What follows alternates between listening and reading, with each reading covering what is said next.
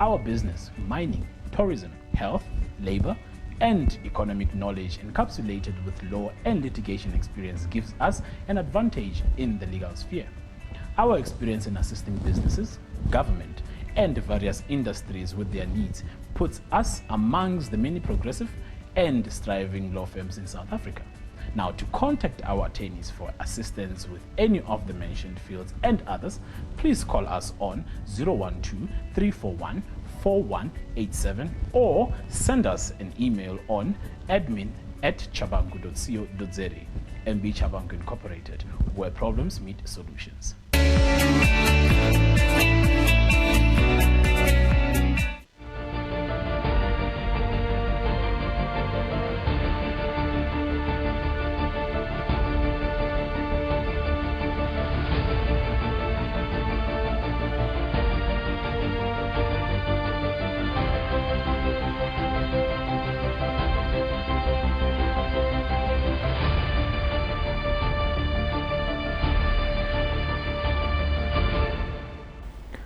Welcome one, welcome all back again on your program here, Sankofa, live from Johannesburg Universal Galaxy Network here in Johannesburg, where we are in discussion with King Bongani III.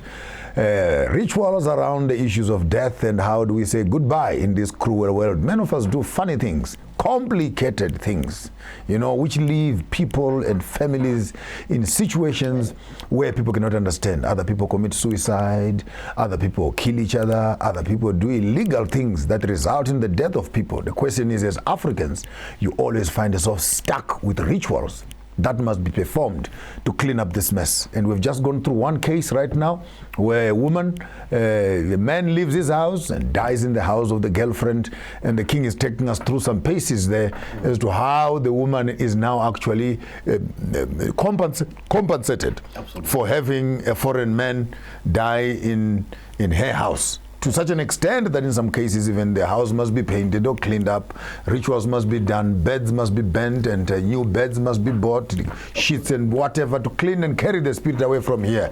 Maybe let's just go through that story first before I come to the to point B, where the man dies with the woman. He says, so in this case now you do the ritual. Yeah, you do the ritual, you take the very same sheets where that man was sleeping. Yeah, the blankets, they have been taken by the family. We take them with us. Absolutely, because it is part of our soul. It is part of our spirit that has been... The smell of our son is still in these sheets. They have to conduct certain ritual. After they have done their family rituals, they've buried that person, they go back to that woman, that girlfriend, to go and cleanse that particular... So after the burial now? Absolutely, they must deal with everything. Yes, they do a semi-one, meaning a semi-one, whilst they have taken those things. Collect the corpse. Absolutely. They collect the corpse, they collect the blankets, everything. Yes. Yeah. But they don't release the soul, because the soul is released during the time of the burial, remember? Yes. If they will conduct that one before they do the burial, then absolutely, it does not work that way. That's why I said it's a semi-one. And then after they've released their soul, and they've buried him now. Yes, they buried him. They have to go back to that particular family after what they refer 10 days now, and then they have to go and deal with this particular ritual and say, we, as we have promised that we will come back, we are back. We want to do. They have to slaughter the chickens, the goats, and cleanse, and then there will be a compensation by the family to the very same girlfriend to say, we as the family of the Bunganis, we are very sorry for what has happened. You know, we know that our child has put you into this dilemma. We are very sorry. This is how far we could go. And I think what you're saying is very important. For me, the responsibility becomes two-way.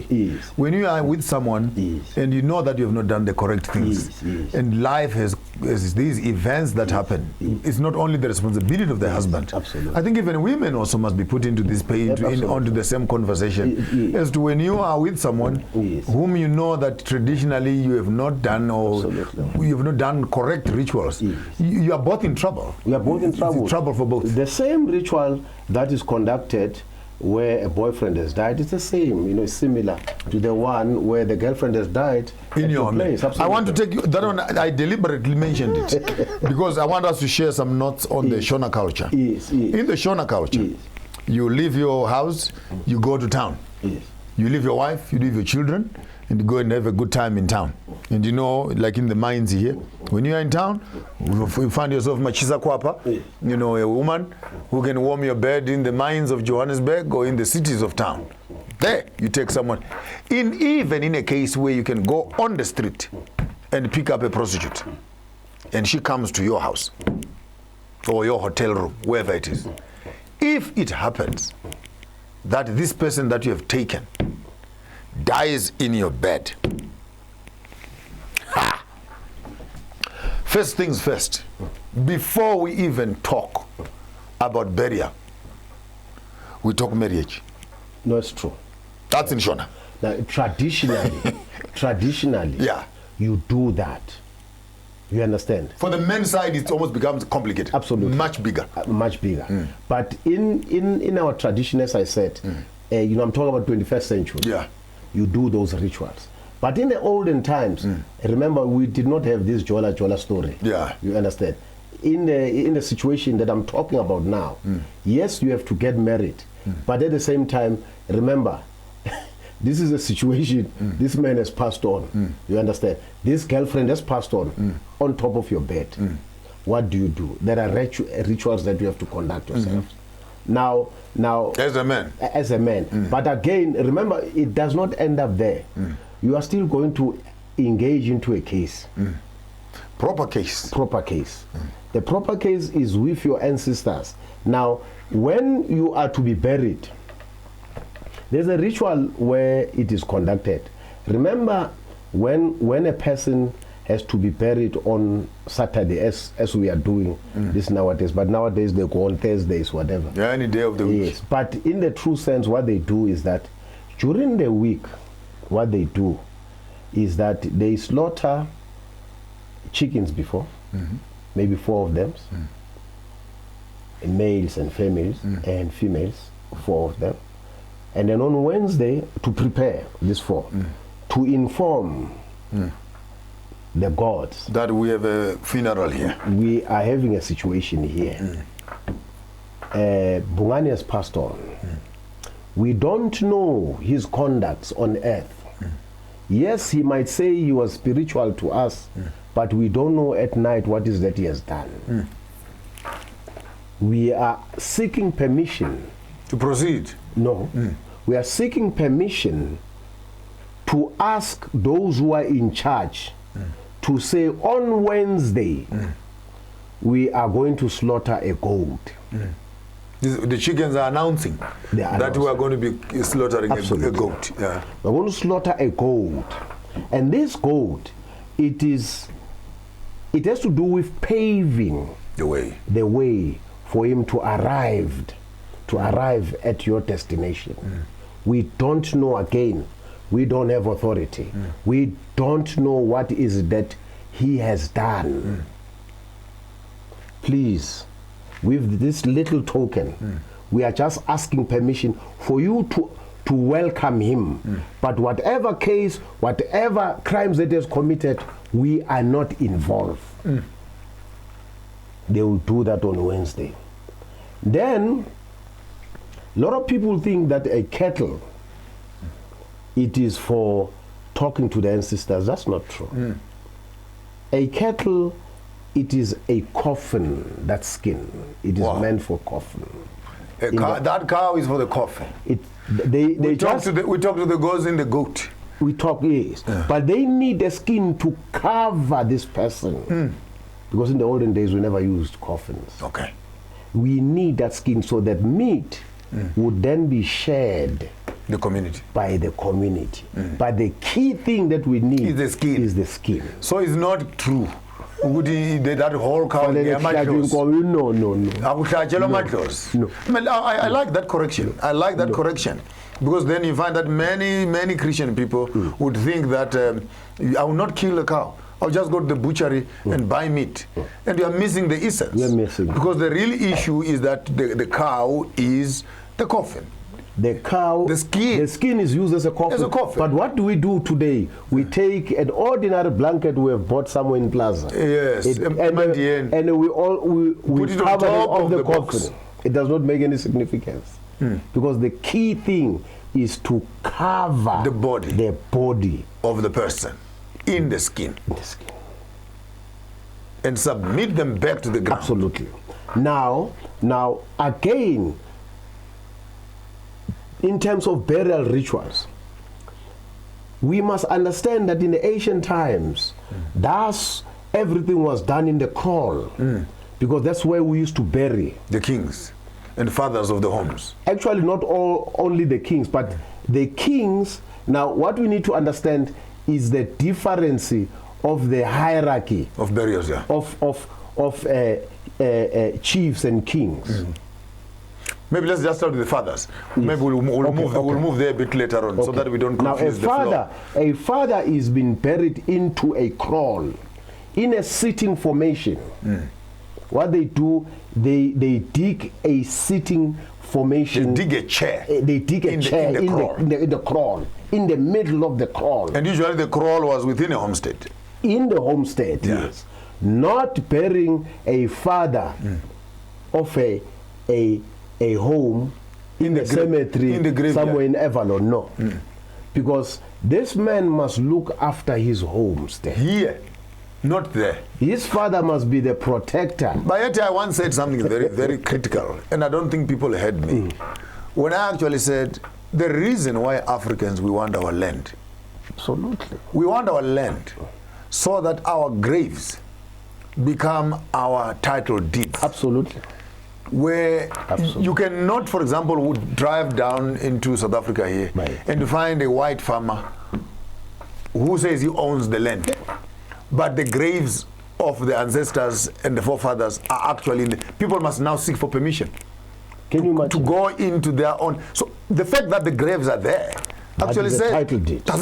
Absolutely. What more do you want? What more do you want? Absolutely. So land to an African is not just land as of the European sense of land. Absolutely. It is actually the ritual that goes in terms of protecting the homestead. Absolutely. So the head of the family is now buried into the kraal. Thus, when they do rituals, no female enters the kraal. Only male. That's where the nakedness of the father is. Absolutely.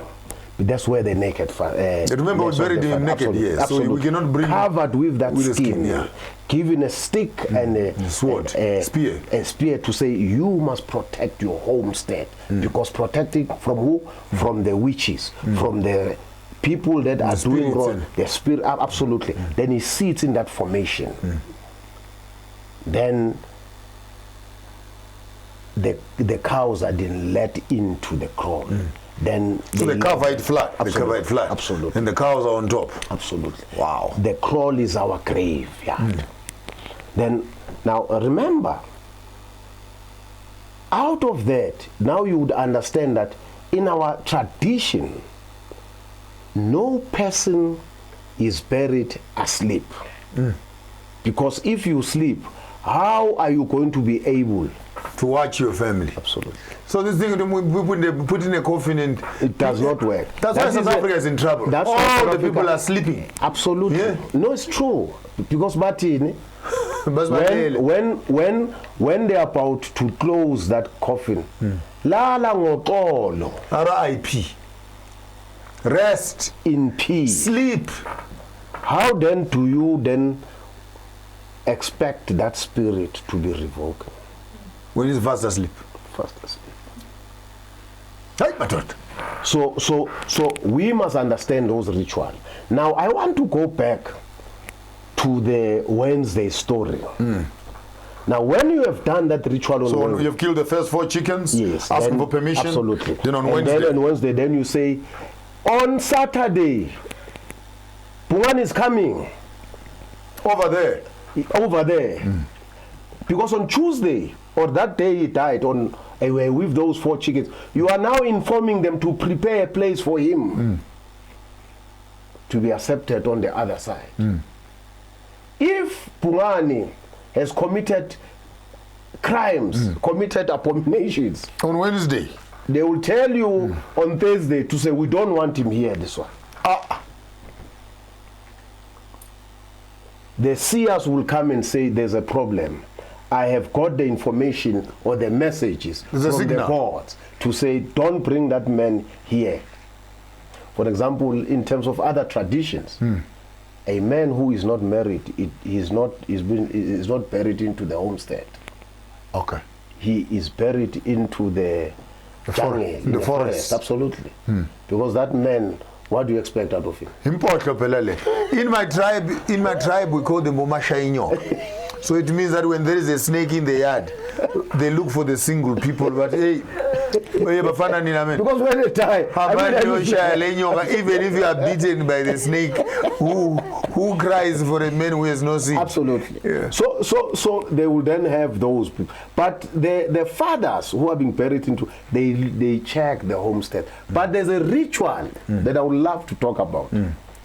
That ritual, we always talk about rituals, but today I think is the right platform. We are right into the rituals. Now, today. Before you bury that person into the cross, you bury, you bury that person into the cross. There's a certain medicine that you cleanse the man with. The man, be either the woman that has died. Maybe let's stick to the man. Yeah. There's a certain medicine that you use to cleanse. You don't take a washing rag and the soap. As we do today, we go to the mortuary. We're going to wash a corpse. No. And that medicine, it is a medicine that it is used to at least cleanse this body for any contamination, so that he is able to be received and to be dealt with his sins. The preparation. A lot of people don't understand that. But I want us to mention something very important, because remember, we're building bridges in Kosia between where the people are now, the Christian experience, and the old ancient tradition. I want to come to that one. Remember what happened to Jesus Christ. Remember what happened. They did not just bury him. Mary and Martha. Yes, they had to go and wash him. Yes, Mary. And remember what they did. They used the traditions. Early morning. They used the traditions of the Jews to come and wash a body. Absolutely. They did not say he's a Christian. And this absolutely. I want us to get heated up there. Absolutely. These are Christians, by the way. They had to undergo. Who say they have nothing to do with rituals. But also the same person that they are coming to wash, when he was still alive, remember what he said? I am not here to destroy your traditions, your rites, whatever, or your ritual, but I'm here to add. Let's do a nice one. Let's misbehave, because we can. Because we can, because on a Tuesday, Wednesday, a woman comes to Jesus in the house of Simon with perfume. And she anoints and washes him with perfume. And then the people in the room says, but why are you doing this? And then Jesus says, no, she's preparing me for the grave. Wow. And I'm saying this in passing. Wow. When you find these Christians who think that they know the Bible, and that's true. And you say, do you guys? But the same person, he said, I am the son of David. What did he mean by saying so? My roots. Absolutely. My ancestors. My ancestors. And even when they were calling him Jesus, son of David. But again, the very same person that we are talking about, he was buried into what? A ritual. Into a ritual. Of the Jews. According to the culture and traditions. So why are Africans not burying according to the culture of the Africans? You know, when I was in Israel, there are 2 graves of Jesus Christ in Jerusalem. There's the New Jerusalem and the one. I went to the other one, right in the city. I went to the 2 of them, and there are 2 Golgothas there. So the Jews that were there, they were asking me. Now, let me start with the one where there are Pharisees who are wearing black clothes. Yes, these ones with twisted hair. And there is a similar graves as we are burying today. It is a marble one. Yes, the Lapan in that room there. And there is another place, a marble one, where there is water that is flowing. They said this is where the body of Christ was being washed. Yeah. according to our tradition. Actually, everything trying to say this, that those are the blood stains. Absolutely. The Yes. big glass there. Yes. I was there. Yes, I was there. Yeah. Then they take you outside as you go up. There is Golgotha, the face of the skull. Then I went outside. They showed me another face of the skull. And then they showed me a grave where I was told it was being borrowed To him to him. for burial. It was owned by somebody who was rich. Yes. Joseph of Arimathea. They did not use the coffin outside. They used the white cloth. Like the way the Muslims are being buried today. We Africans use the skins. Absolutely. The Jews use the cloth. Absolutely. The European uses a box. Absolutely. So the question that we should ask ourselves, where did we go wrong as the Bantu people?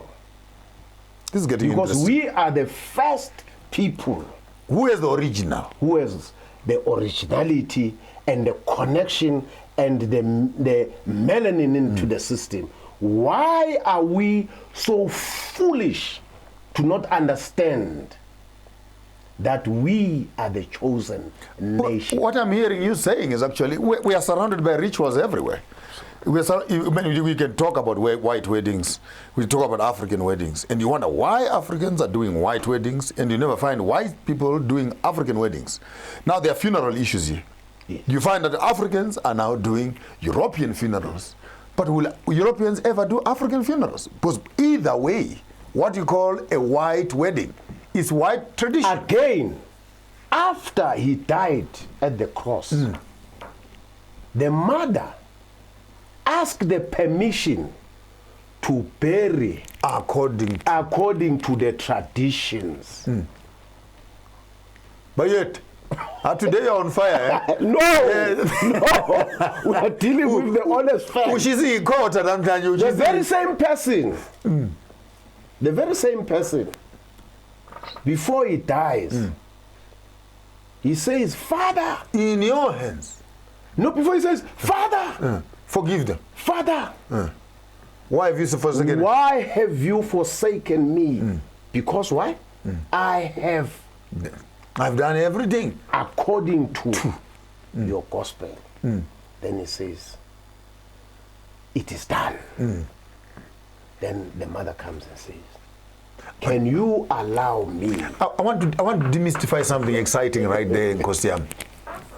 In the words of the Jewish Jesus. Yes. And then the Jews, you know what they say to me? I met with the Jews. We're invited at the embassy. They say, when you talk about the history of Zomongangi, we talk about Shlomo. Yes! That's Hebrew. Shlomo. Yes! They said your history is our history. My word. We are one people. My word. Your traditions are our traditions. The question is, who is fooling who in this zoo?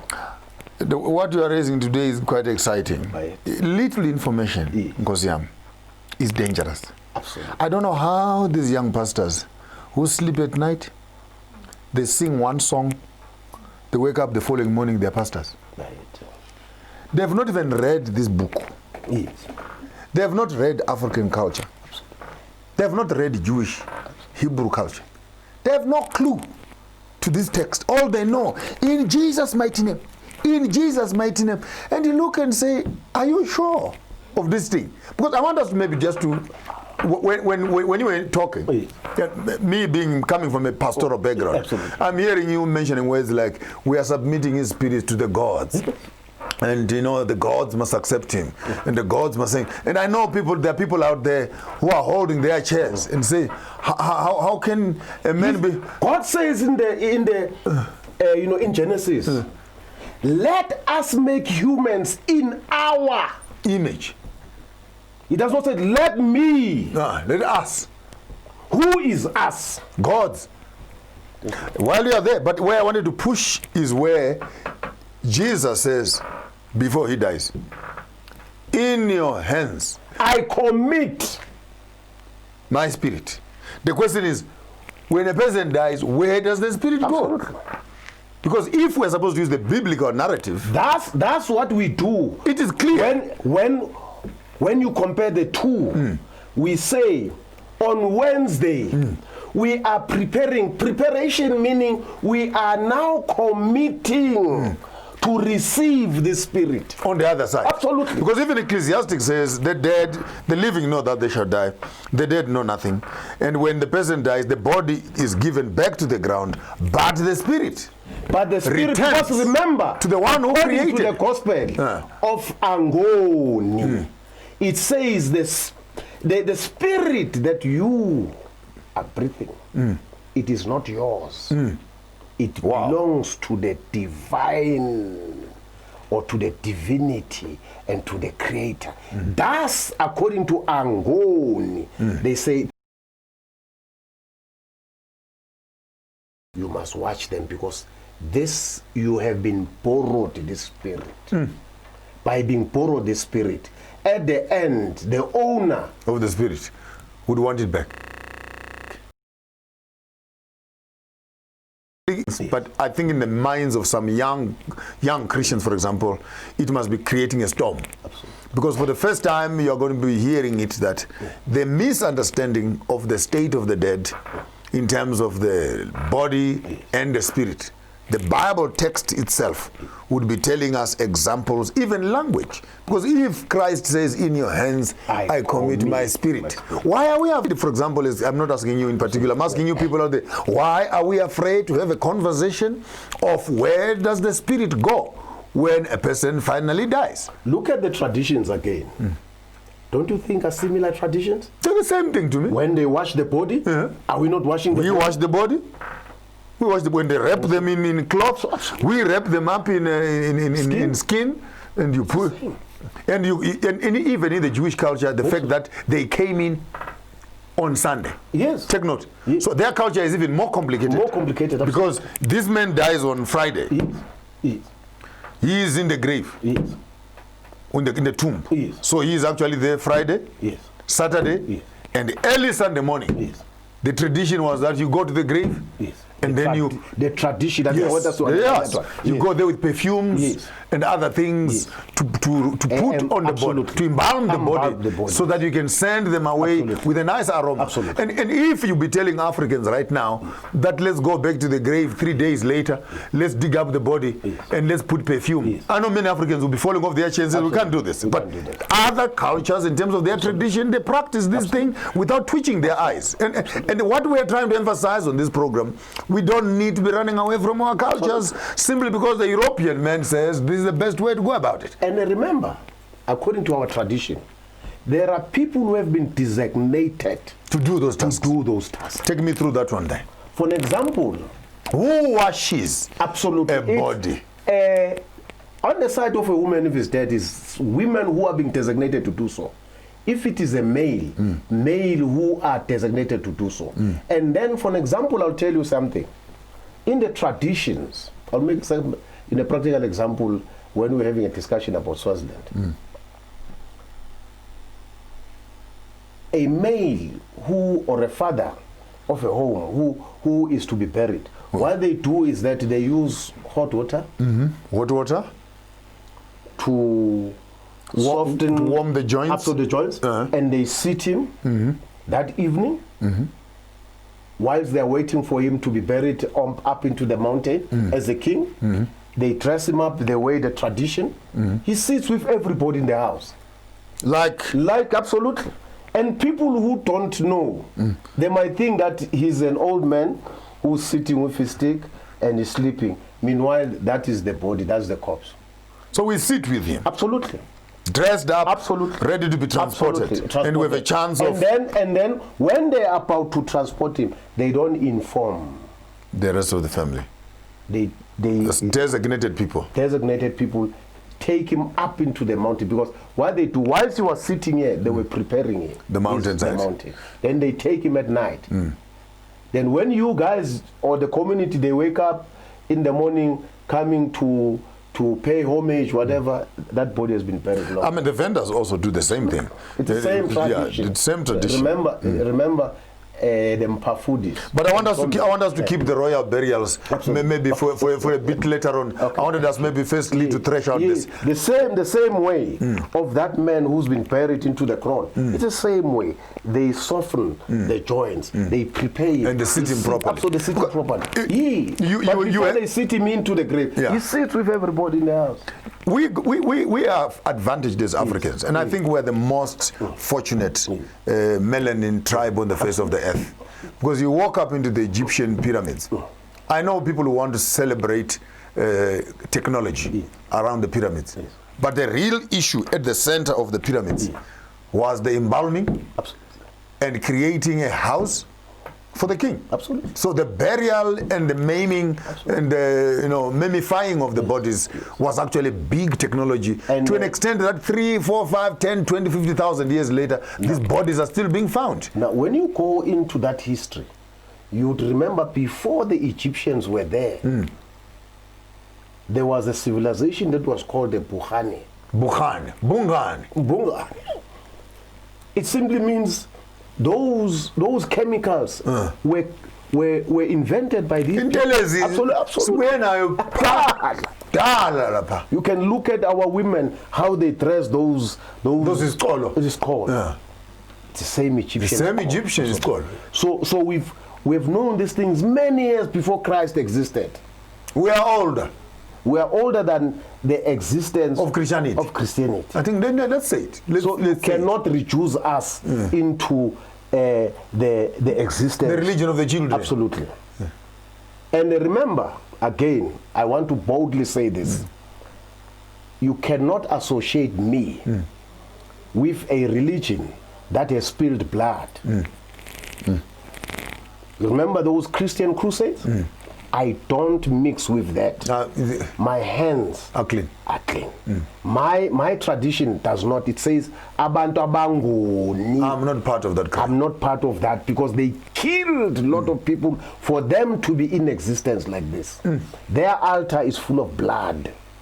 I don't mix with that. I want us to backtrack a little bit. By it. We have picked up a branch by it from the house where the person has died. Yes. And maybe, let's go that one because I want us to look at suicide also, and maybe a few other scenarios. Right. So we are carrying a branch with us.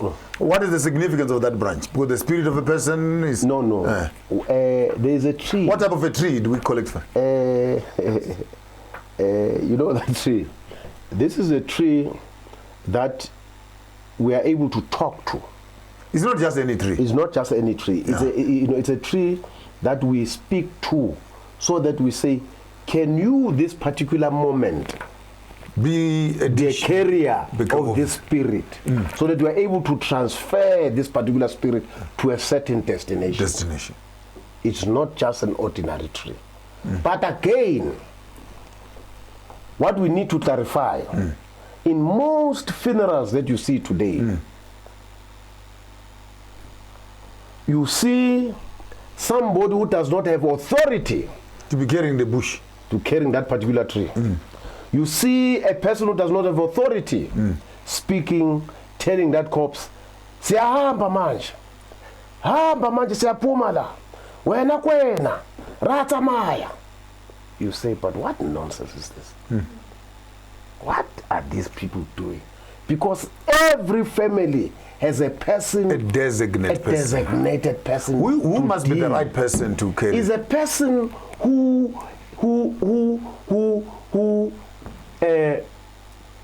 operate in the spiritual space. Absolutely. And who is related to this family? Absolutely. Who is the surname of this one? Because God chose that person to be the representative. You see that person with the conduct. But now everybody, bomalume. It does not work that way. It's not. No. That's where we go wrong. Malume, sisize, manje senze njani. No, there's a person, a clean spirit, because he's the communicator with the God. On behalf of his family. He gets the signal, he gets the information. Now you must move from point A to point B to point C until to the destination, because we are otula lomo. Inda. Absolutely. Okay, I think that one is clear. We are now carrying our bush with us from a correct person, a correct designate, who has been asked to carry the spirit. We go, in modern days, they go and take the coffin and they bring it. I want you maybe to backtrack on what I'm going to say. I want to just share quite a block of information. Then you bring the box, or you bring the body into the house. I want you to mention the significance of bringing the person back into the family. And they differ also. There is that person who died with a knife. You don't with a gun. You don't bring that person into your house. Okay. Because that person, a wound. You don't enter that corpse into your body. You don't bring someone who has died from a gun and who has been stabbed. That's taboo. Because a lot of people are going to die in that similar way. You are bringing the same sword and spear and gun into the family. Absolutely. Loud and clear. Loud and clear. So what do we do? You must move them from the mortuary straight to the graveyard. Absolutely. I'm happy with that one. Then we come back home here in the event. You are here home. But before you now remember the mortuary, they are being washed this wound. With this wound. So that this thing does not come back to the family. But when you bring it back into the house, you're messing up. You're messed up. Okay. You're finished. Loud and clear on that. In the event it's a normal death, you are here in the house now. Here is the coffin, and here is the bush that we transported you with next to the coffin. Yes. What is the significance of spending the night at home? Sometimes, traditionally, as I said, there's this man that was warmed. Yes, and this. They are saying he must bid a farewell to his home. To his home. His family. Just spend your last time with this particular person. Because remember these people now, all of them, they are in the mourning period. There is a certain tradition that has to be adhered after this person has been buried. That purpose, it is to say, bid your last farewell to your family. That's why he's been put into a chair. We look at him for the last time. All right. When you come back after the break, I would like us to unpack this whole thing of Asambeneka. So wash his hands, let's wash our hands, the bearing of our indigenous people, skins versus boxes, which one is more acceptable. I think we've done a good job on that. But I also want us to look at the issue of the sacredness of trees. Is it possible that maybe we can transform our modern graveyards into forests and plant live trees on top of the dead people so that we can actually have new forests, sacred forests, which are planted on top of our dead people?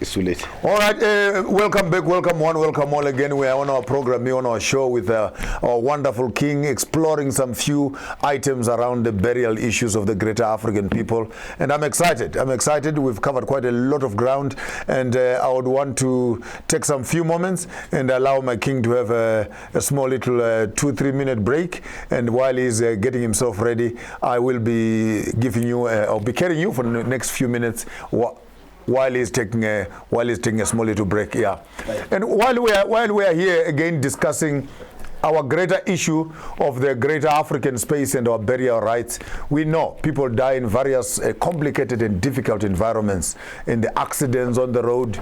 Some die in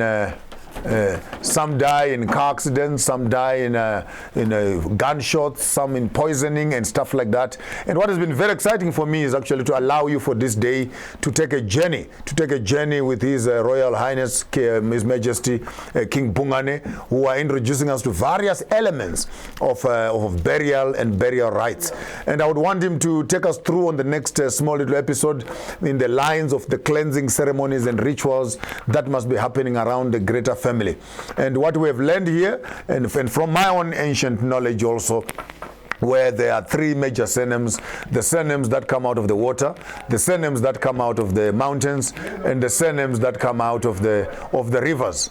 And how the three groups of people, when you look at the greater, not only our Kebelam history or our own African history, but the greater world history, you would find that there are those who were burying in the waters, in terms of burying in the reeds, or burying, covering up with skin and throwing away back into the waters, or finding a graveyard next to the reeds and you bury them there, or burn the person and put them into ashes, that is for the air people, and let the spirit go with the wind, or then scatter the ashes on top of the waters like the Indians are still doing.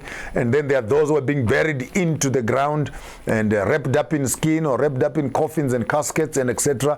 And we also have a history of those that were being buried in catacombs, where you are being buried into the caves. The greater Egyptian history lines, the greater Jewish history has, of course, the tradition where people were being put into the caves and etc. And when we come back with the king, we want us to also look at the concept of how the kings were being buried in the ancient times. We've already started intimating that as far as the Swazi nations, for example, and other nations in the southern hemisphere here are still burying their kings in the caves. And the greater Karanga tribes and the Shona tribes of Zimbabwe, our kings also, if you go back to the great Zimbabwe ruins, you will find that there's a big cave there, right on top of the mountain there, where all the kings were being buried into those caves.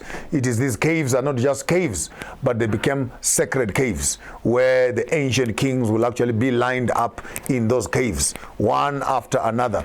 And these become very important in terms of the building of the great African tradition, the greater African narrative, so that when a king sits in his final resting place, he finds a place where he's not just being buried, but he's actually, as the tradition says, he is going back to join his forefathers.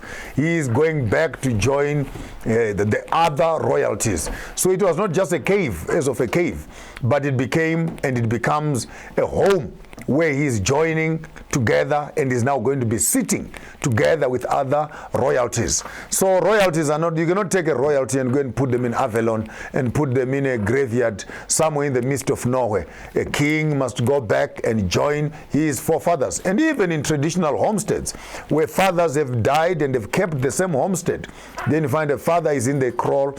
When his son passes away, who is now the father also, he goes, they dig next to him and they bury him next to his father, they bury him next to his father. At the end of the day, the kraal becomes a kraal in the real sense. It's no longer just a kraal.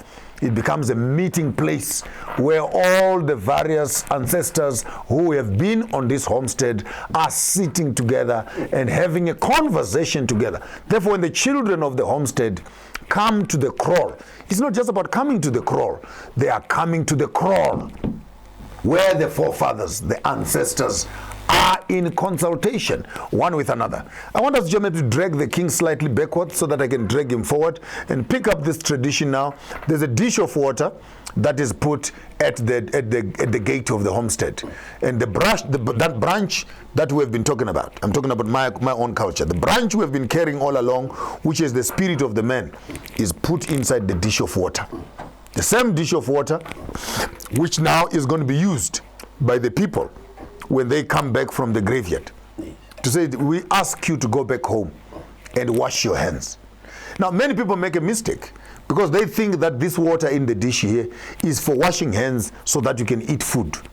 Meanwhile, this water actually is meant to say, my hands are clean of the blood of this man. Absolutely. And remember that the branch that is inside this water is the same branch that carries the spirit of this man who is now in the dish. And so many people you find in modern days, they scoop the water and they try and wash their hands away from the. Meanwhile, it means sikeza izandla zetu otaken olfanai. Absolutely.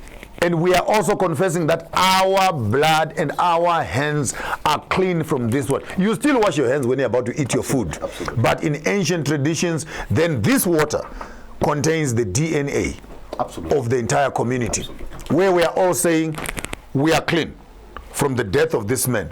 And if anyone amongst us has conducted a crime which resulted in the death of this man, then that water will be worked on and the curses of the whole family would follow that person. That's true. In some traditions, that's where people lost their minds. Absolutely. Because if you were guilty of the death of this man, and because all of us have washed our hands, that water, when we throw it away, we are saying whatever debt is in this water, whatever crimes are in this water, if any one of us was involved in this crime, let the debt of this community follow him also. That's why when I said there are designated people who are responsible for the corpse. You know why I'm raising that thing? Bring it, sir. One, today you find people who are carrying a coffin. They are not going to be part of the ritual that is going to be conducted to wash people who are responsible for carrying the corpse. That's number one. What happened to these people after they carried the corpse? They said, he's our friend or whatever. Out of They just make an announcement. Absolutely. Hey, we're asking the friends to come forward. It does not work that way. And these people, they come back, they think they have washed their hands At the gate from that particular event. darkness of carrying a coffin. Because of they see the dishes at the gate, they think they've washed themselves. They did not wash themselves. They are still covered with that dark cloud. And they take that dark cloud into where? Into their homes, into their families. Thus, I said earlier on, there are people who are responsible for being responsible for that particular corpse. Because what? They know they are going to undergo a certain ritual. I want to come back to that tree. That tree is true. It's the same culture. Where they are saying, if there's anybody in this community Who was involved? who has killed or who has a hand in The death of this person. death of this person, we will see when they In the wash water. their hands. Yeah. That's number one. Two, the people who have attended the funeral, because remember what I said, people do not attend the funeral. There are certain designated people who are responsible for what? For burying this person. When they come during the day or in the morning to say, we came to mourn, the body has been long being buried. And those people, they undergo a certain ritual to go and cleanse themselves. From the corpse. Now today what happened?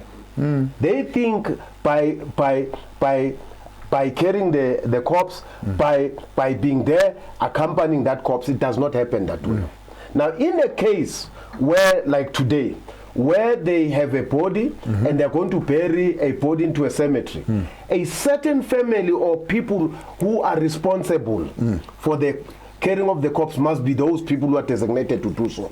Two, the people who are going to be closing the grave are designated people, not any Tom, Dick, and Harry, because you do not have the authority. In your family, there is no death.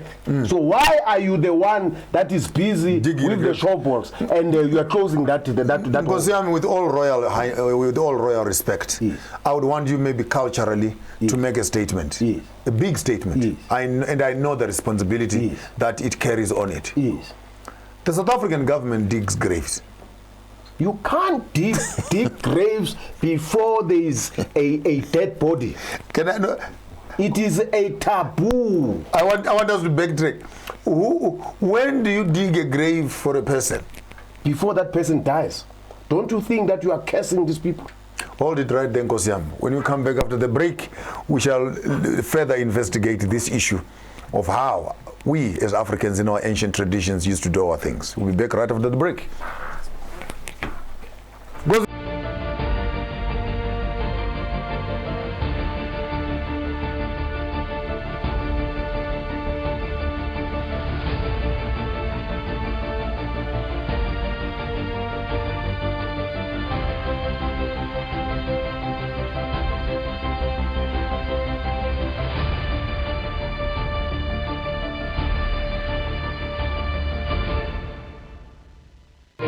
Tech Talk brought to you by Tamani Technologies and Systems.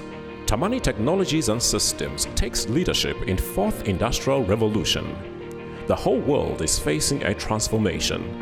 The revolution will be developed into the following stages: digitization, cyber security, Internet of Things, managed services, document management, and business applications. We provide business transformation and ICT solutions with presence in 13 African countries and 2 European countries. We are your leading partner in integrated platform providers, innovation leaders, standalone products, and innovation pace setters. Tamani Technologies and Systems, delivering value across continents.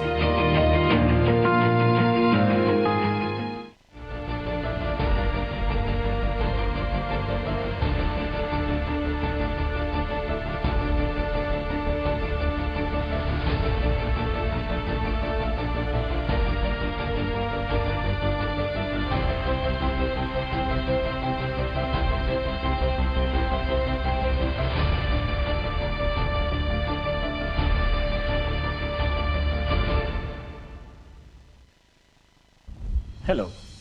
Being a legal practitioner in South Africa in these challenging times demands lawyers that will help clients beyond legal issues. The ever-changing demands in commerce and tourism require lawyers who have sound and clear business and commercial knowledge, and that's where MB Chabangu Incorporated comes in. Our business, mining, tourism, health, labor, and economic knowledge encapsulated with law and litigation experience gives us an advantage in the legal sphere. Our experience in assisting businesses, government, and various industries with their needs puts us amongst the many progressive and striving law firms in South Africa. Now, to contact our attorneys for assistance with any of the mentioned fields and others, please call us on 012-341-4187 or send us an email on admin@chabangu.co.za.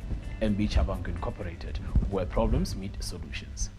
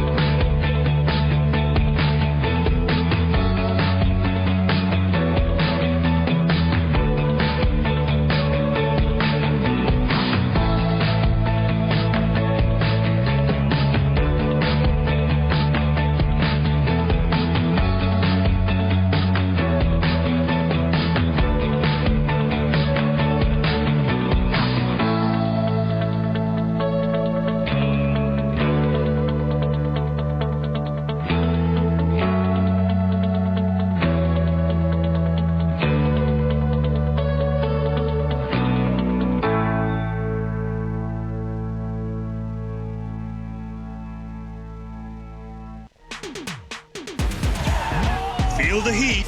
Just watch this. Let the pictures tell you everything.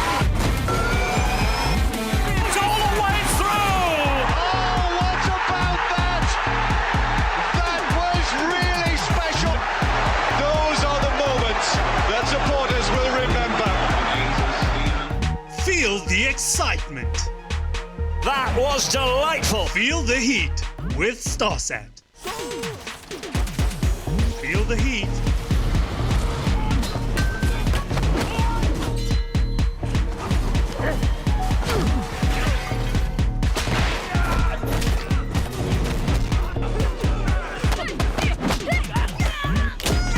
Feel the excitement.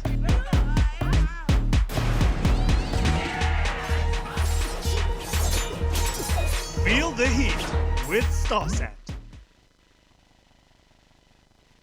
Jay here, back again. Welcome on your program here on Sankofa, sitting live with King Bungane here, the third, unmasking and unskinning all these holy goats of people who hold presumptuous religious beliefs, and they want to insult African culture as if African culture is subhuman to the Christian modern way of interpreting African culture through European eyes. And we are here to say what we knew and what we did as Africans is equally right.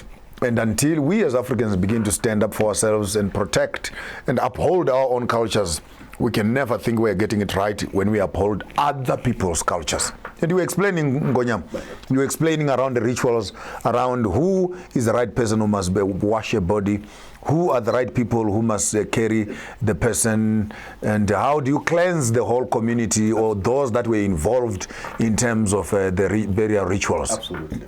There are people who are designated to do so. From day one, these are people who are responsible. The community knows that if there is a death in the family, these are the people who are the one that are going to be lifting the corpse, the body. The body. And these are people who are being prepared spiritually to be the one that are holding this particular body. And number two, after they have buried that particular body, there is a certain ritual that has been conducted to cleanse these people. Can I also mention something, Yes, King? yes. Let's make it clear so that we can help young people also. Yes. A woman who is pregnant Yes. does not wash No, a dead body. they don't even attend the funeral. Number two, They don't. a woman who is on her periods, Yes, they don't also. they don't go Absolutely. washing bodies. Yes. Three, kings Yes. don't go Absolutely. washing They don't. bodies. They don't even. Must not be there. Washing is something else. But where there is a dead body, you don't find kings. Totally. Because these are divine people who do not connect with the dead. You know why I'm saying that? Yes. Because I want the community out Yes, there absolutely. to release me. Yes. That going forward, Yes. I will not be attending No, you don't. funerals. No, I don't. I don't. No, attend funerals. you, yes, also me, I don't. ngicela attend. ungitshelele bona Yeah, no, ngicela ungitshelele bona ukuthi bangi-excuse nkosi yami ngoba uziyangibizela ngapha eceleni. But kids do not attend funerals. Even if they say there's a dead body, even if before a funeral rite has been conducted, we don't come near a dead body. There are certain people who are designated to do so. Even in my family, they know. Even if in my family somebody has passed on, even if it is my wife, You don't attend. I don't attend that funeral. What I do, I mourn after she has been She's buried. buried, yes. That is the tradition. That's what you do. As a king, that's what you conduct yourself upon that particular ritual. You don't do that. You don't do that. And number two, that's why we don't shake hands, because we don't know that person has been fiddling with a dead What? corpse. We don't know, maybe that person is a witch or whatever, because The transmitting energies. Absolutely, the transmission of energies. That's why we live a divine life Away as kings. from- Absolutely. So in the event that there's a death in your space, Absolutely. and you have been involved in these rituals, for example, what do you do after that to cleanse yourself from the funeral? There is a certain medicine that you go and wash yourself. For an example, what they do, they take that particular medicine and they take the water from the river, and the river that is not stagnant, that is moving. What they do is that they then mix that medicine with the water, and then they take, remember, the gall of a white chicken and little blood from that white chicken and a gall from the red chicken and little blood from that red chicken. And there is a chicken that is black and white, you understand? They do that. Then they mix them together with this particular medicine. Then you wash that particular person. And by washing it, you wash onto that moving river. Water. Yes. You all go to the river to go and wash off as a cleanser. Yes, as a family. But what happens is that before they wash you, they cut your hair that day of the burial. Okay. The day of the burial. Yeah, day of the burial. Your physical mourning, you don't shave before. No, absolutely. The day of the burial, they start cutting every family member's hair. And they go. But before they wash, actually, they cut it, they shave them, and then they go and bend this particular hair. They bend the hair. Yeah, before washing. Then you start mourning for the next 3 months. And then the 4th month, that's where this ritual is happening. Okay. Then you are taken to the river, all of you. Okay. Then you are being cut again. Africans need their rivers. Yeah. Africans need their rivers. Because remember, that's where we originate from. Then, because now, as the Christians call it, being sent into the river for being born, for being again. baptized, being born again. Absolutely. Now they stole our idea there. Our idea. Now what happened is that after 3 months, on the 4th month, you go to that river. Again, what you do, you then wash your, and they cut your hair. One more time. You become shaved, all your hair, and then that ritual I spoke about, that medicine with the mixture. The chickens and etc. Yeah, you are being washed. Whilst you are doing that, there is another delegation that is in charge of your home. As all of you as the family, you are at the river. There is another team that is cleansing your homestead. Your homestead. When you come back clean, and your homestead is clean also. Then when you grow new hair, you are being born again. But if it is a woman who has lost her husband and then she pulls in for another, she pulls in 7 months. 7 months. In the true sense, they go for 1 year. 1 year. So the 1 year begins after the 4th month. Now, what happened in that period? Whilst the other family members in that 4 months, in that 3 months, they're being cleansed. She is not part of the people who are being sent into the river. Okay. Now she's the one who's mourning, and that mourning, it is not only as we see today, wearing black clothes. No. Yeah. There is a certain tree that she will be wearing onto her neck. And that tree, that signifies that mourning period. But in that period, there are certain herbs that this woman, she is drinking. There are certain herbs that she's using for steaming. There are certain herbs that she's using for washing, for all that year. Because why? They want to remove that spirit, that connection of the husband. With the husband. That's what happens in the 1 year mourning. In the 1 year. To remove, so that man is being laid into resting place. For men, how long does the process take? Same 1 year. Absolutely. 1 year. Stay away from women. Stay away from women. Because what happens is that you are going to transmit that spirit onto other. That's why they say when you sleep with a woman that the husband has died, bati utola amahuma. You see a man, his stomach is been like bulging. Yes, because and the legs are being swelling. Because that person was not supposed to engage onto a sexual intercourse at that particular period. You understand? Because that person was under what? A cleansing period. Absolutely. I would like us to take the last part of the show into a political space. When you're talking death and we're talking crimes of this nature, our governments and our political systems have all been brought into power through killings, through death. Through contamination of the land itself. And at the end of the day, you end up with a legitimate government, but with an illegitimate spirit. You end up with people that are in power, but they're in power, but they're in weakness. You end up with people who are sitting in office, but they're sitting out of office. They're out of alignment. But I think let's rectify what you're saying. There's no person who's not connected onto the spirit who's legitimate.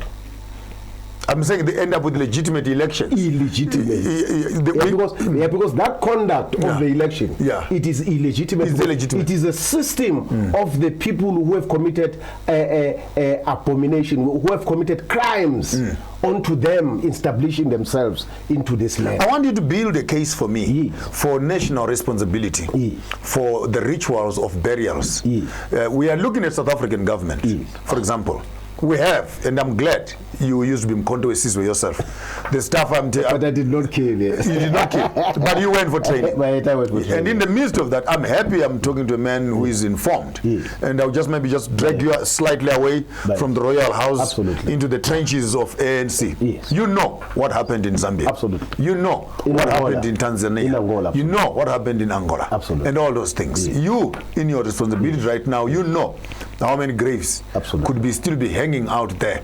You know how many people are wrongly buried where they are. You know how many of our MK soldiers were actually involved in mass killings and involved in guns and those who actually even terminated life or exterminated life, which is a reality. I'm just putting this whole big lump of responsibility now in your royal space as to how do you think we should begin to look at the South African political, spiritual terrain and use the same ritual cleansing processes, the cleansing of the land itself. I heard you explaining how at the month you shave your head, you go to the river, you were cleansing, then 3 months later. How can we convert this information as to that the people are being cleansed, the house is also being cleansed, but at a national level, how do we cleanse the leadership? How do we cleanse the land using the knowledge that you have for ritual and ceremonies of and passages of death? Remember, as you said, let's for now remove the issue of being a king and become spiritual on this matter. Yeah, you've got a leadership that was stationed in Zambia at the headquarters. You've got these young boys, young children, young girls who tend to be joining ANC, MK voluntarily, who left their homes without the permission of their parents. Those are the spirits that they were worried, their families. They were worried. Absolutely. Both at home and at away. Absolutely. Now you've got these kids now who are in the camps in Angola. And these are the kids who are innocent. They don't own a dog, they don't own a cat, they don't own a mice, they don't own nothing. These are kids who are saying they want to fight and die for the country. Absolutely, die for the country. And indeed they commit themselves. They take an oath under Oliver Tambo, the oath of allegiance. Meaning they have committed their allegiance to this movement. Their lives, their blood, absolutely, the spirit. Absolutely. These are the kids who end up in the camps. Now I want to start there. I can hear you. I hear you. These are the kids who are in the camps who have committed themselves, who are badly treated by the instructors, badly treated by the seniors. You understand? Yeah, some of them are converted into prostitutes and wives. Absolutely. For the leaders. We can be honest. Absolutely. Then there are these kids who came from South Africa being intelligent, who are not being accepted for being intelligent. They are badly treated. These are the spirits. Some of them, they commit suicide because of frustration. Some of them, they engage in a war that is too far from them. The war in Angola, for an example, against the UNITA rebels, against the battalion 32, what we refer as the battalion of the racist regime. A different war that is away from South African war. They say, when they're justifying their engagement, to say Jonas Savimbi has been asked to destroy the camps in Angola together with them. That's why we must defend the camps in Angola. Now these are the souls that they died defending Angola. Whilst they are there, remember Angola, there is a law that says if you are buried for the next 10 years and your family are not taking care of your grave, we bury another person on top of you. these are two different souls, two different surnames working together. That's what happens in Angola. Now, when South Africa is free, with vetted commas, is free, these are the souls that are now forgotten, are being left outside, are being not brought back to their families. There's no closure. Their families up to today, they don't know, they don't have a closure. They don't know where their children are being buried into. Okay? But the leaders know. The leaders know. Then there are those. The leaders know. Who be spending 85 million to celebrate anniversary. Absolutely. There are those who died. You know, I remember in Angola there was that sickness that we used to call it what? You know, where they were killed by fever, not malaria. There was another sickness. A lot of people died. I was there. I remember. There are those who fought against the UNITA rebels who died there. Fighting the wrong enemy. Fighting in the Eastern Front, but the more who died were on the Northern Front. I saw them dying in front of me. You understand? Now remember, a cleansing ceremony, for conducting that cleansing, so for those who never died, psychological debriefing, it was not done. More worse, those lives that were lost in Angola were never brought back. What happened? Then you come and say South Africa is free. You forget about those souls that were fighting for the freedom of this country, and you do nothing. How many years now we are free? 25, 30? Nothing. Well, it was being done. Is it even on the agenda? Absolutely. I don't think it's not. I don't even think it is on the agenda. You understand? The very same people who left their homes as young children, who are being alive, those who are alive, they are being neglected. They are nobodies, never sent to school, they never rehabilitated. These MKs. Absolutely, these MKs. They are busy drinking. Absolutely. Busy drinking, and I heard some of them actually, some of them are involved in crime. Because what you do, you were trained military people, you have no money, then you use military strategy to do. Now, these are souls that are moving around the continent. In Tanzania, in Zambia. Tanzania is painful because I hear actually we have villages there that are full of South African citizens. Again. Where you also, the soldiers from South Africa went to Tanzania and they had girlfriends there. I want to come to that one. That's what I'm saying. We've got children. We've got women that we have impregnated. We left children in Angola. We left children in all these countries in Zambia. We came back. Are we not carrying a sin by doing so? I want to throw it back at you. I want to throw it back at you and say, in your space, in your space of influence. Now, I don't think they listen to you. Our comrades today, when you want to advise them with something, you know what they say? You say, you know, there's a problem. You say, no, I know, don't worry. He hardly even heard what you want to say. You already know. That's why our country is like this today. That's why our country, because they know better than God. Actually, not even God. It's an understatement. They know better than Lucifer. They know better than the devil. They know better than the devil. That's why there's nothing you can tell them. That's why even in the domain of the president, there are thieves. You get my point? That's why they are stealing. They don't have what we call a guilty conscience. They don't have a love for the nation. Absolutely, because they should have started first by bringing back those souls, having a closure with the families of those. You know, there's a woman, an old woman who died in Alexandra Township, Madlamini. I'll never forget that story. She's been asking one question since the ANC was unbanned. She died this year. Where is my child? It is this year that I heard about this story. When I was intervening, that is the week she died. But when I met with the family, I then said, this is the person that is going to help you. This is where your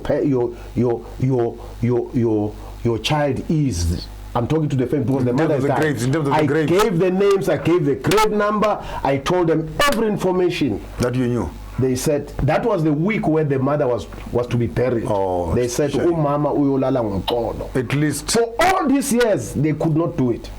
But that information is sitting in someone's office. You know, there's a woman I will always respect her from the missing person. Imagine if this country could have used that woman. She was able, when I called her that morning when I heard the story, she said, "Okay, just give me a few minutes, I'll come back to you." She came back, says, "Are you not talking about this person?" I then took my car because I don't mix with the dead. I was outside the gate. Yeah. I called the family. They said, "This is our brother." I said, "Please contact this woman, she's going to help." They said, "Thank you, umama uzolala ngoxolo." But in all honesty, but if there is an office of government that cannot do that, if me as an individual am able to do that, then it says we've got a crisis in our and even nation. that document, Nkosiam, what would make such a public information, a private information, sitting underneath someone's office and someone's desk? Why not just take this information and say, all the children that died, here are the lists, and here's what and if the government knows where they are, for crying out loud. Taxpayers' money. Why are you not chartering a plane for those who are in Zambia? Because you also know where the graves are. We have the numbers. Yeah, you debrief the family. After debriefing the family, go there, pick them up and come back. This is where your children are. Please assist us in terms of your tradition to take these children back, and then they come and bury them onto those open graves. Oh. Maybe let me be quick to say, if we as a South African community were really serious about the Heroes Acre, absolutely, this would be a project worth embarking on. Absolutely. So that we can actually, now that they've already dug the graves, let's not bury those that are still living. Let's take those graves and bury those that have died. You go to Zimbabwe, there's a Heroes Acre. Yeah. You go to Namibia, there's a Heroes Acre. You come to South Africa, where they say if South Africa is free, the whole continent is free. There's no Heroes Acre. There's no Heroes Acre. It is an embarrassment.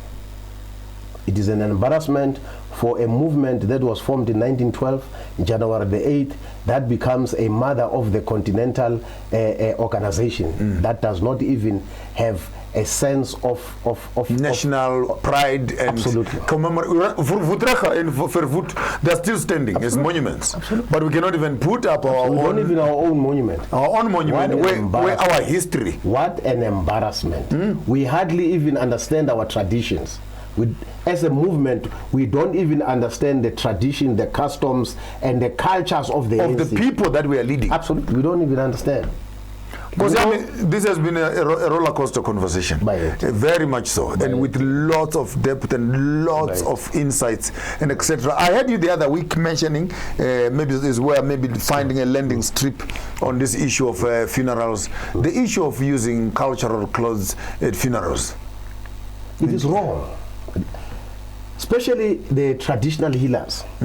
Now remember, these are people who are spiritual, according to my understanding. Okay. These are people, because if you go anciently, when we say the ancient times, we never worn Gucci's, we never worn those beautiful suits or whatever. Hugo Boss. In the traditional, in the ancient times, people used to wear beads to decorate themselves. Now, when you see this person coming to you wearing that, in that manner, dyeing their hair with, whatever clay, it simply means that person was a spiritual person who is connected with divinity, and that person becomes your guide, your messenger. You understand? So when you have to engage into that particular path, it means you must respect those traditional absolutely. Now today they are not your clothes. They are not yours. Like what I'm wearing here, I borrow these clothes. These clothes before I come here to this day, to this studio. It's the same with the traditional healers. They do not belong to you as a person. You go to Msamo, you say, ngicela uningbolekeni impahla ngingunu, ngicela ukugcoka so that ngizokhona ukuhamba nami ngibe muhle ngifane nabantu. But in the in the situation of a funeral, you take everything off, you leave them emsamo, you put them emtundwini, yonke into yakho, you become what you are, the way you dress up. And then when the funeral is done in your family, you then undergo a cleansing. period, like the way I've said it, onto Yes. the river. Prior to coming back then you again. come and cleanse that particular room again. You cleanse those medicines. Then you can wear them, those things, after a certain period of mourning. Now now you have those so-called traditional healers. You see them in funerals today, wearing izimfiso, wearing those beads. And then now remember, imfiso, there's certain medicine that is covered with those beads inside. Now when you enter a dark space, what are you saying? Then you come and want to heal me in that dark cloud. What are you saying today? Then today, another thing that I want to bring, when you refer to us as those people who are wearing as traditional healers, you refer to them as sangomas. You know that you are insulting those people. These people are not sangomas, because there is a clan that is called the Sens, Amakoi and the Sens. They have their own ingoma. When you refer to me as those people, you are insulting me. You are a Sangoma. Yeah, I'm a Sangoma.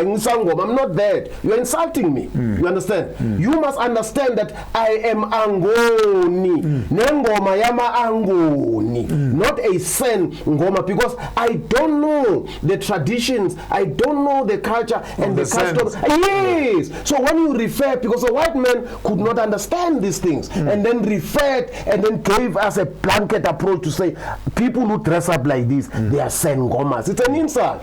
Next to that also, I was doing some reading the other day. I came across this word of abalungu. But they said initially ikamelet umlungu. Yes. It must be abalombi. Abalumbi. Yes. Meaning that these are sorcerers. Then you come back to me and say Amandao. Do you understand what you're talking about? Yeah, mina ngithwasela Amandao. Uyawazi Amandao. Mandauza Amandiki uyawazi. Hayi mina nobuhlali bami abamangoni. Do you understand abangoni?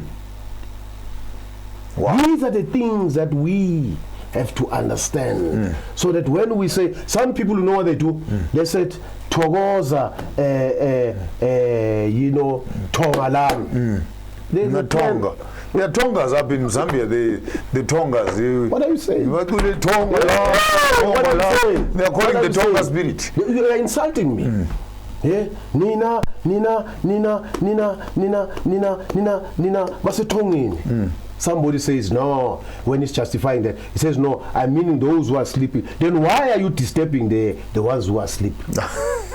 Basemthongweni Because that's reality. bayeke balale labantu basemthongweni So when what is it? RIP phela laba Absolutely. rest in peace. So how is these people who are rest in peace are going to assist you?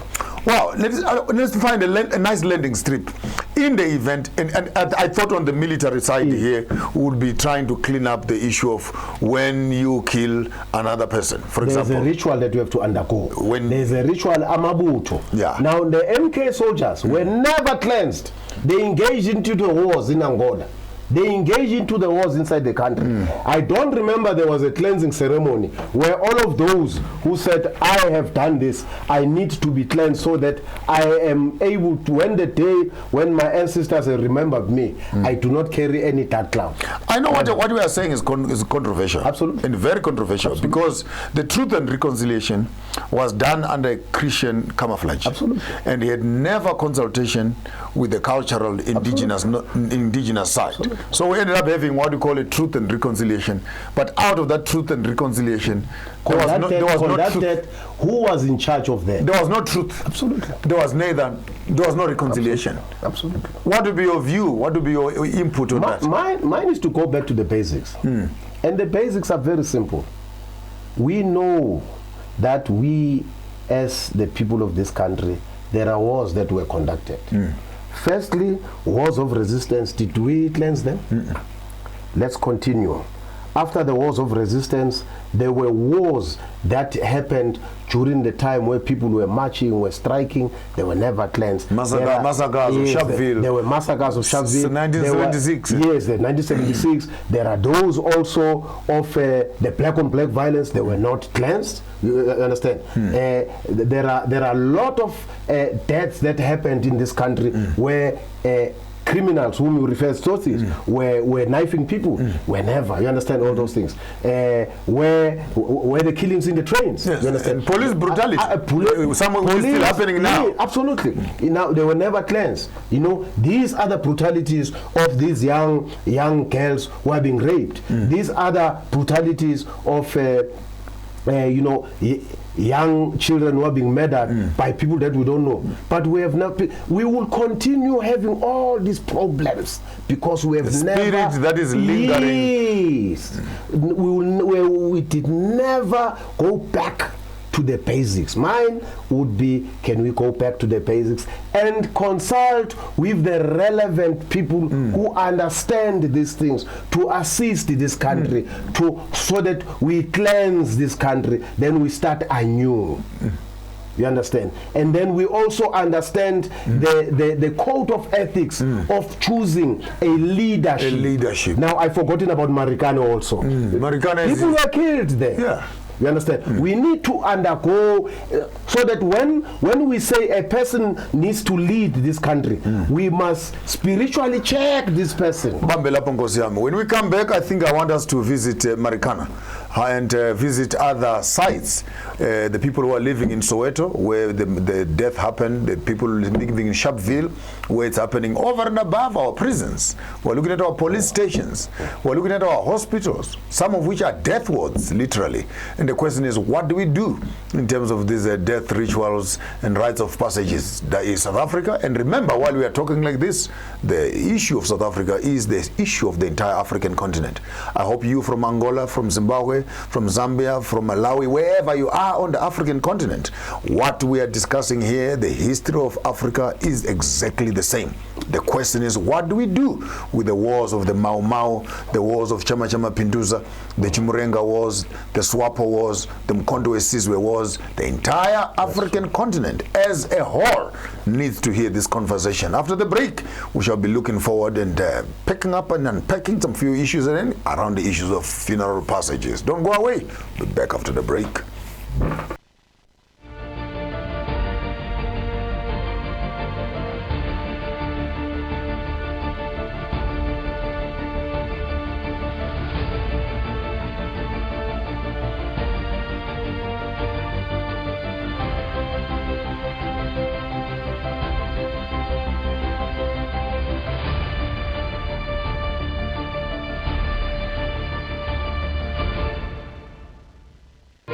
Tech Talk brought to you by Tamani Technologies and Systems. Tamani Technologies and Systems takes leadership in fourth industrial revolution. The whole world is facing a transformation. The revolution will be developed into the following stages: digitization, cyber security, Internet of Things, managed services, document management, and business applications. We provide business transformation and ICT solutions with presence in 13 African countries and 2 European countries. We are your leading partner in integrated platform providers, innovation leaders, standalone products, and innovation pace setters. Tamani Technologies and Systems, delivering value across continents.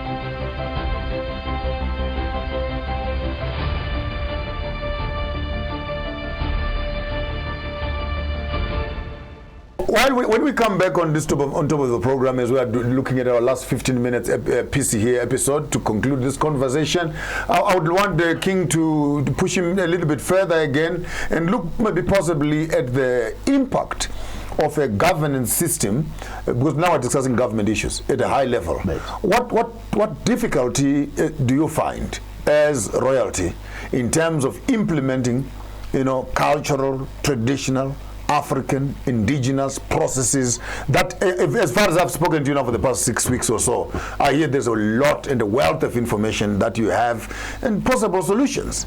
which could actually be working from the spiritual side to the physical interventions for changing our terrain. How much problems are you facing with your local government, with your local jurisdiction issues when it comes to them responding positively? We know the police spaces where right now there could be issues that are there, police stations where lots of people died, and those spirits are still haunting. Prisons is the same thing. And just before the break, you were talking about Marikana, and you as an indigenous person, you would know what needs to be done.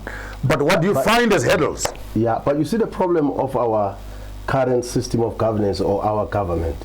They took what we call the Westminster style of governance. And that Westminster style of governance has nothing to do with the traditional cultures, meaning it is a system of England.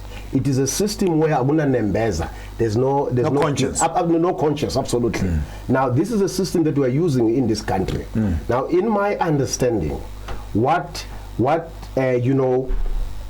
Karl Marx, if you study Marxism and Leninism, I did a bit of reading there. Absolutely. Yeah. He would say, if you are to implement a social system, you have to look at the prevailing conditions so that you adjust it according to. But in our situation, it has never been done. They just took one system from England, they've forgotten about one thing, they took the Christian system of governance of England in terms of the democratic system, the King James Version, whatever, and that's it. You understand? Now they imposed it on the people. They imposed it on the people. That's why things are like this, because they did not look at the prevailing conditions. When you talk about the prevailing conditions, we will talk about, for an example, one, there are traditions that are being practiced in the whole of the continent. We like it or not. The question should be, how then do we merge? How do we take this system and respond? Absolutely. For an example, we would want to say, this does not exist. But in the true sense, we know it does exist. For an example, traditionally, there are certain rituals that we need to adhere ourselves into. Now, these are traditions that we need to put into our constitutions, that we are able to say, if things are like this, this is how we do things. In the context of South Africa and the context of Africa, we know that kings did exist before, but they were suppressed by these Westminster colonial systems. Absolutely. What we need to do is to find what we call a constitutional monarch system of governance, so that we are able to implement our traditional systems, so that we are able to. For an example, if you can look at the issue today of the judiciary, those judges that you see, those magistrates that you see, when you unpack the system of England, you would see these are indunas of the Queen. To date. Absolutely. These are indunas. They even put on wigs to try and look like whites. You understand? These are indunas of the Queen. And the system that we are using, we all pay allegiance to the Queen of England. When it suits them, the system of governance of the Queen is 100%. But when it comes to us, no, it does not work. For an example, when they want votes, they would come to the traditional leaders and come and buy them cars, buy them 4x4s, and give them food parcels, so that they want these people to vote for them. After they voted for them, last time you see them. Now, my recommendation would be, we need to create what we call a system of governance that includes our traditional healers, our traditional leaders, and then we then incorporate it into the current 21st century system of governance.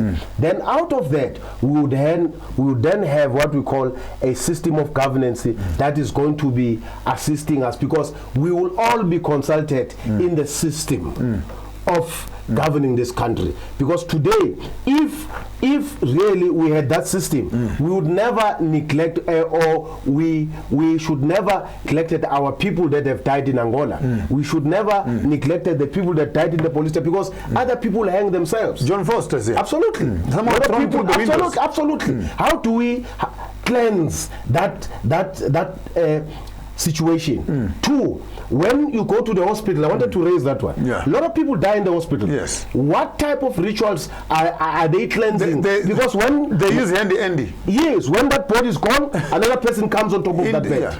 They just change the sheets, and the sheets are the same sheets that were washed with handy or whatever. Then they put another body there, and then that person dies. That's why we've got a lot of deaths in the hospital, because we have never revisit our past. We revisit our tradition, because if we jointly work together, let me tell you, the continent.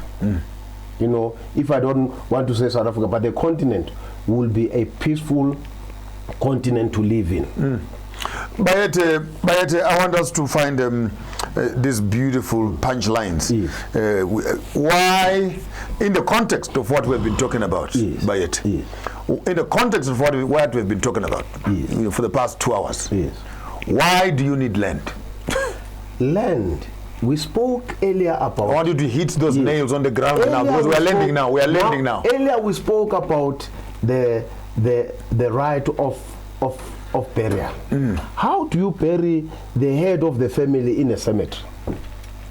So you need land to be able to create a kraal, to be able to create a kraal where you bury the head of the family, so that this head is able to look upon to guard his family. 2, you need the land to work, to plow that particular land, so that you are able to plant the trees, so that there is life in in our space. You know, we need the land so that we were able, the rivers, absolutely, and the rivers, absolutely, to go and wash, absolutely. Now what we have done, we have reduced the land to be owned by people who are passerbys, people who come into power for 5 years, and sometimes they're being recalled, and they tell you, no, this land belongs to government. Show me one government that carried a land with their sheep, or show me one government that says from day one of creation, I'm the one who brought this land. They don't even have title deeds. Absolutely. It's just called government land, Absolutely. government land for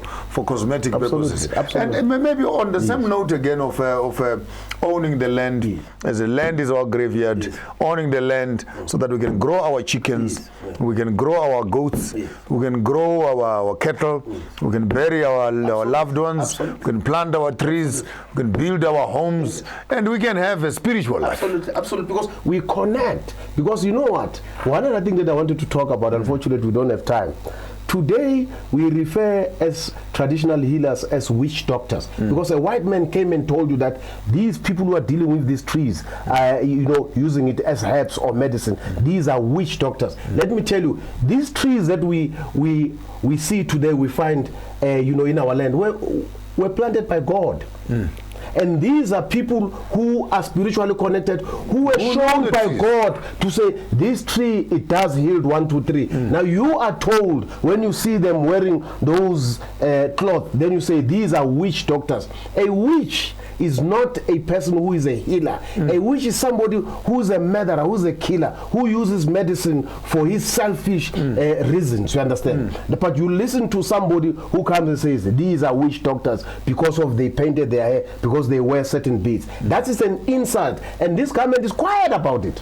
I hear that they are still struggling under the Witchcraft Act. Absolutely. Under the Witchcraft Act. I mean, who does that 25 years later? Absolutely. And even if they are talking about it, it's an insult. It's an insult. Look at now in COVID-19, when they were saying the essentials, traditional healers were not included in that bill. Even worse still, that I hear now, there's a government piece of legislation that is coming out on Mhlonyana. That Mhlonyana must actually be banned. Why? And cannot be used as... You know why? Because we have allowed the Westminster style of governance to be the one that rules our lives.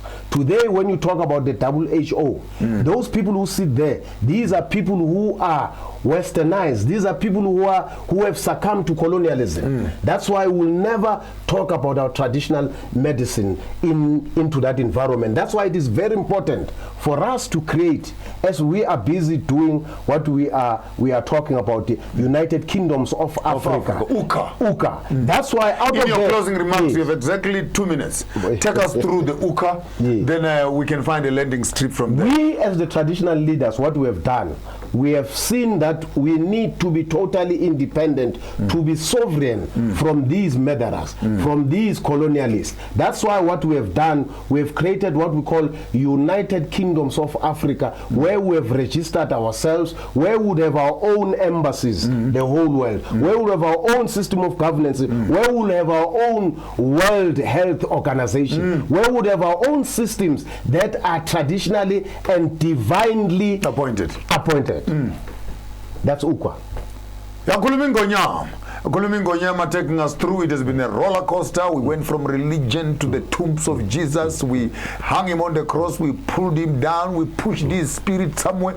We washed his feet, and we committed his spirit into the hands of the Lord. Comparing, of course, the great lengths, the similarities between our great African indigenous knowledge systems and some of the young pastors here who claim to have knowledge about Christianity, when in fact they don't understand the spirit behind this ancient text. And according to the king here, the African was here way before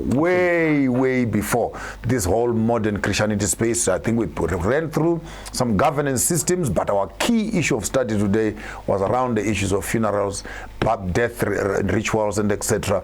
How to cleanse and how to wash and how to prepare yourselves before you can engage in other relationships after the passing away of another. I hope our program has been quite helpful to you in your homes there. Please write to us, share the videos, share, and let us keep on talking. But remember, no tree is stronger than its roots. No building is stronger than its foundation. When we throw away what we are as Africans, we truly have thrown away the essence of who we are. For our own culture, it is the hub. It is the backbone of our ethics, our morality, and our behavior. I don't have enough words to thank the Honorable King, His Royal Majesty King Bongani III, for sparing us all this time. I know I'm a busy man also. I know what it takes another man to close his business 3 to 4 hours a week to just come and sit here and talk to all of us. It is his passion for teaching Africa. And I want to challenge some people out there who are able-bodied writers. Please contact me after the show. We want to see how we can write and decode all this information we've been pulling and hearing from the king himself and convert it into books and etc. Because you know, in your modern language, of course, when something is not written, it's not true. But we now know we can collect all this information and diarize it and create a body of knowledge so that children after us, where we are gone, they can come back here and recite and learn this information. From me, your host, Maponga J.H. Garamboko Garamashamba Uda Chira Navana Vanjima Kumba Mwana Mwesinde Weshano. Chibwe chitedza chino kwibano wana manga chino tedzera vari kure vari pedu vanotamba nacho. Tisibona mugarama kwebatandano vora. Wait biti ya sose until we see you again. Don't do what I wouldn't do. If you decide to do it better.